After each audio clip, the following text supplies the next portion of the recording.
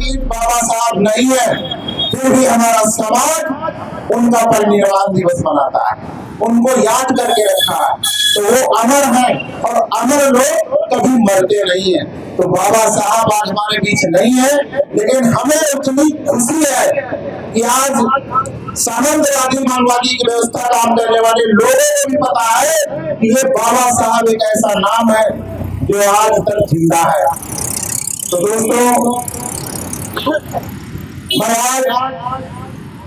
आज सभी के बीच में बहुत से बाबा साहब के चरणों में श्रद्धा सुमन अर्पित करते हुए उन्हें सत्संग नमन करता हूँ, उन्हें श्रद्धांजलि देता हूँ।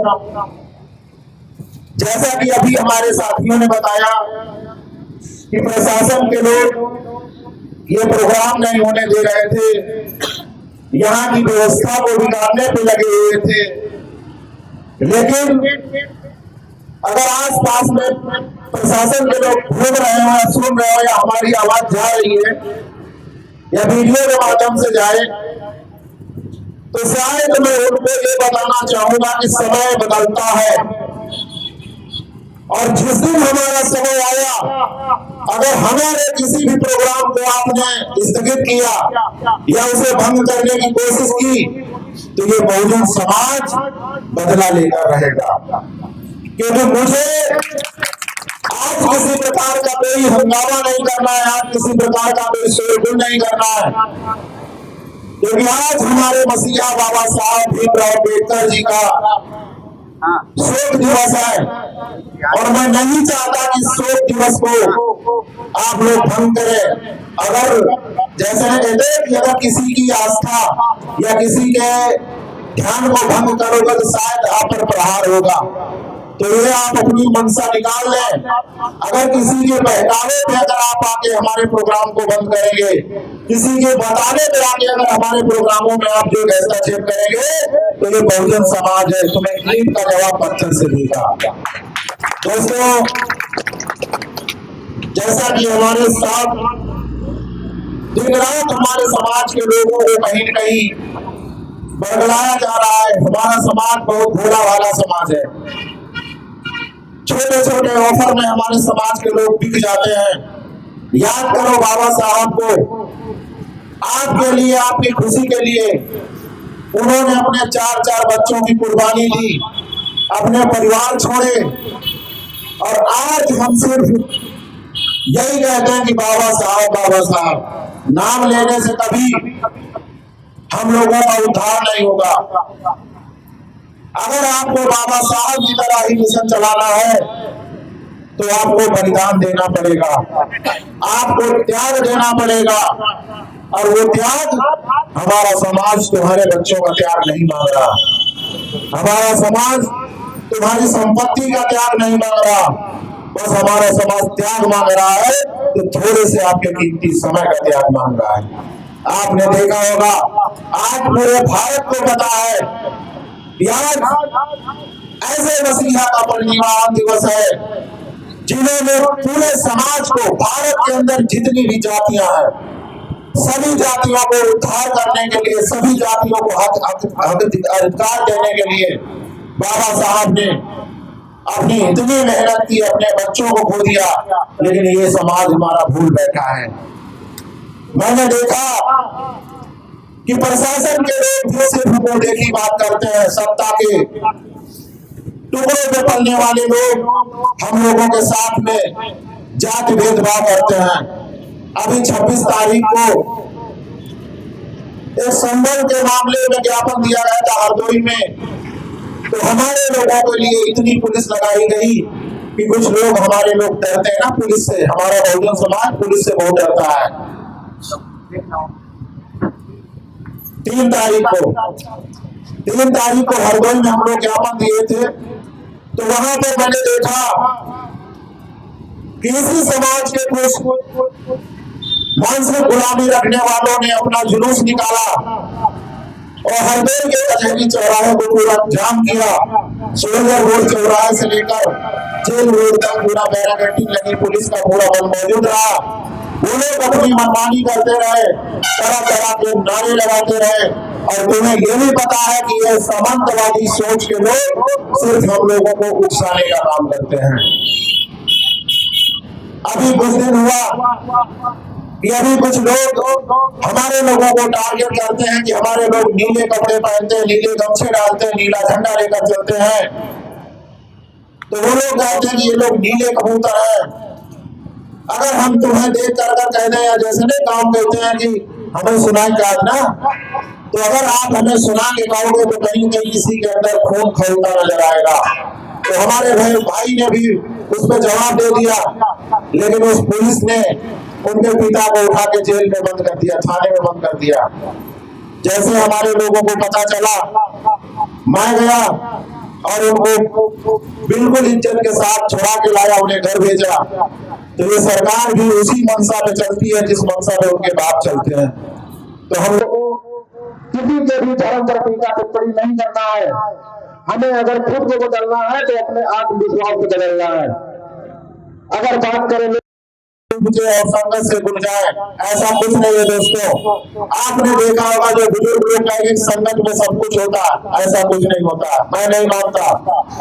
अगर आपको हम बता दें कि अगर एक खेत में आपके गन्ने की फसल है, बीच में अगर कहीं आप जो खेत में नहीं रंडा का पेड़ होता है, अंडा का क्या बोलते हैं उसको आप अगर खड़ा कर दो, वही खाद बीज तुम्हारे उस पेड़ में लगेगी, वही हवा और वही पानी तुम्हारे उस पेड़ में भी लगेगी, लेकिन कभी वो रंडे अंडे का पेड़ गन्ना नहीं हो सकता, कभी उसके अंदर मीठा रस नहीं निकलेगा। कर्म सिर्फ हम लोग करेंगे।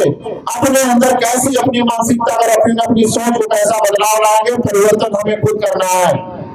इस आज मैं देख रहा हूँ यहाँ पर बाबा साहब के परिवार देश में लोग बैठे हैं और रही से जाके लोग कहीं चादर चढ़ाएंगे, कहीं मस्जिद जाएंगे, कहीं मंदिर जाएंगे। अगर आपको जुनून उठाना, जुनून बनना, शरीर के अंदर खून का होता है तो जिंदगी में फैलाते रहो। ये नहीं कि सिर्फ एक दिन लड़ाई हुई तो गुस्सा आ गए पूरे हिंदुस्तान हो जाते, नहीं। जुनून आप अपने अंदर हमेशा बना के रखो। बाबा साहब ने अगर यही सोचा होता कि हमें आज पढ़ाई करनी है, कल सो जाना है, तो कभी ये सक्सेस नहीं होते। अगर आज आप यहाँ पर आए तो कसम खाओ कि मैं पक्का अम्बेडकरवादी हूँ, पक्का बहुजन का बेटा हूँ, पक्का बहुजन समाज का नेतृत्व करूंगा। तब जाने हमारे लोग बीच में आते हैं, हमारे ही समाज के लोग ठेकेदार बनकर आते हैं और हमारे समाज को लूटने का काम करते हैं, तो उनको भी पहचानना है। क्योंकि आपको पता है अगर किसी का मुकाबला आप जब ही कर सकते हैं जब हम लोग इकट्ठा होंगे, एक मंच पे होंगे। आज मैं देख रहा हरदोई में भी अम्बेडकर पार्क में हमारे बाबा साहब भीमराव अम्बेडकर का जन्म परिनिर्वाण दिवस मनाया जा रहा है। वहां पर हमने देखा कि तरह तरह के लोग नए नए चेहरे आते हैं उनके साथ फोटो खिंचाने के लिए, सिर्फ फोटो खिंचाने के लिए, स्टेटस लगाने के लिए कि हाँ मैं भी अम्बेडकरवादी हूँ, लेकिन नहीं, उनके अंदर एक जहर खोल रहा है। वो समाज के गद्दार हैं, वो समाज के ठेकेदार हैं। और जिसके नाम से तुम खा कमा रहे हो, हम लोग तो गरीब हैं। तुम लोग अगर किसी के छत पे अगर पूरा बना कुएं को साफ नहीं करवा सकते, तुम अम्बेडकरवादी नहीं हो। अगर हमारे घर में किसी भी बहुजन समाज के लोगों पर अत्याचार हो रहा तो उनके दुख में नहीं खड़े हो सकते, तो अम्बेडकरवादी नहीं हो। खाली मंच लगाने से, भाषण देने से आप अम्बेडकरवादी नहीं होंगे। वहां पर बड़े बड़े लोग आते हैं, बड़ी बड़ी फैसिलिटियां मिलती है, उनको फंडिंग मिलती है, लेकिन हमारा समाज 70-80 रुपए का पौवा पिएगा, बकरे का मीट 600 रुपए का खा लेगा, लेकिन अपने समाज के लिए 100 रुपए चंदा, 200 रुपए चंदा नहीं देगा। अगर हम लोग देंगे तो कहेंगे पता नहीं अपने पर्सनल फायदे के लिए लोग दे रहे हैं। आज यहाँ पर मंच लगा, कुछ नहीं 2-4 हजार रुपए खर्चा हुआ होगा, लेकिन हमारा समाज ये नहीं सोचेगा कि इस प्रोग्राम को हम लोग सब लोग मिलकर करें। साथियों, बोलने के लिए तो बहुत कुछ है, शरीर के अंदर, दिमाग के अंदर अहंकार और फौलाद सब भरा हुआ है, लेकिन वक्त आज सही नहीं है, समय भी बहुत कम है। बाकी मैं अपने परिचय के साथ अपनी वाणी को विराम करूंगा।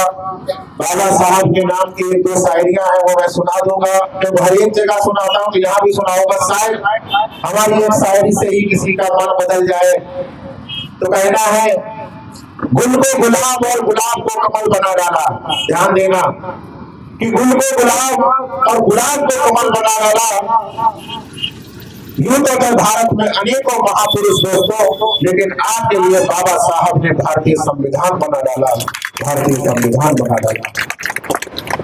कहना है कि यहां से जाओगे तो जिंदगी बिखर जाएगी।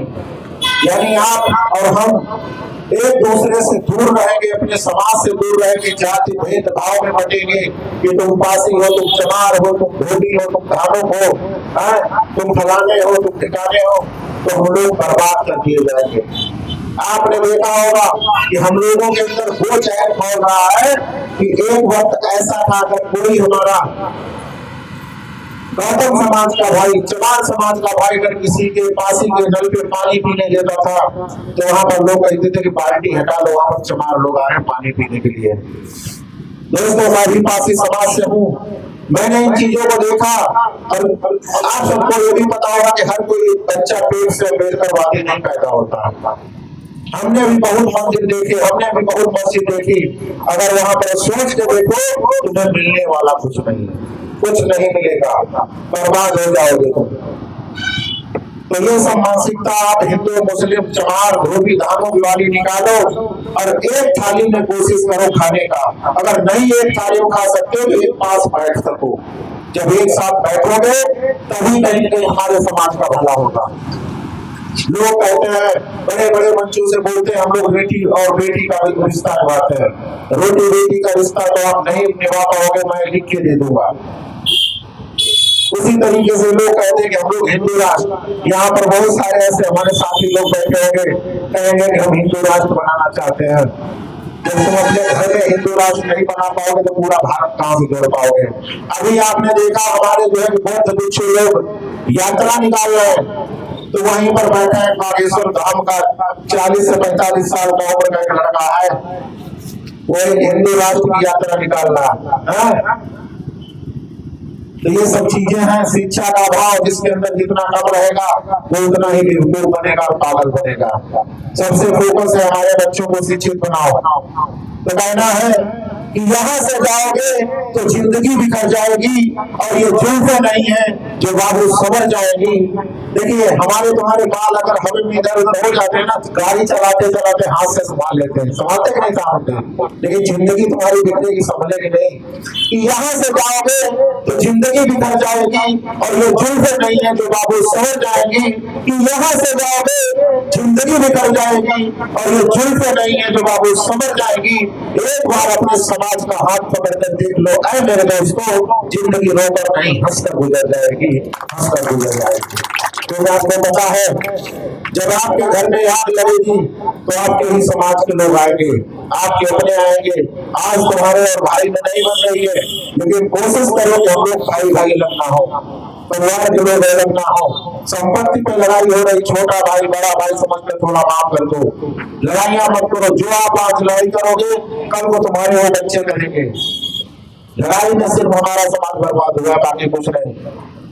दूसरी बात, बच्चों के आगे कुछ ऐसे सेवन, आप नशीले पदार्थ का सेवन न करो जिसकी कॉपी हमारा बच्चा करे। आपने देखा होगा कि एक आधार कार्ड होता है और उस आधार कार्ड पे छोटी सी लिकार खींच दो, चाहे उसके 1 लाख आधार कार्ड की फोटो कॉपी करा दो, सिर्फ उसमें लिकार ही आएगी। समझ रहे हो? वही आधार कार्ड की फोटो कॉपी हम लोग हैं। जितना साफ रहोगे उतनी साफ फोटो कॉपी आएगी।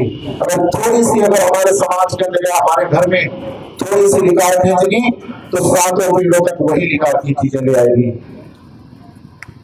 और जाते जाते मैं अपनी जो मेरी फेवरेट शायरी है, सुनी सुनाई कहता नहीं, तुरंत बना के कहता हूँ। और रितेश पासी नाम है दोस्तों मेरा, हरदोई जिले में रहता हूँ, हरदोई जिले में रहता हूँ। इसी सहायक